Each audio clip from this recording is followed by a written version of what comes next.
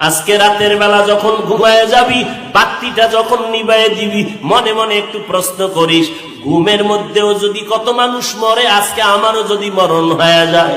সকালবেলা মা এসে ডাকবে, বাবা ওঠো, এসে দেখবে আমার শরীর পাথরের মতো শক্ত, বরফের মতো ঠান্ডা হয়ে গেছে। আম্মা জান একটা চিল্লায় বলবে, তোরা কে কোথায় আছো, আয় আয়, আমার সন্তানের জমিনে বেঁচে নেই।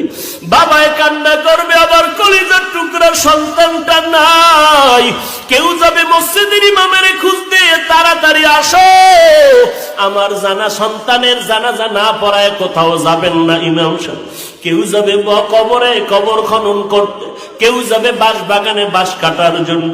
আবার দেখবা ঘরের পাশে একদল পানি গরম করতেছে, তোমার গরম পানি দিয়ে গোসল করানোর জন্য।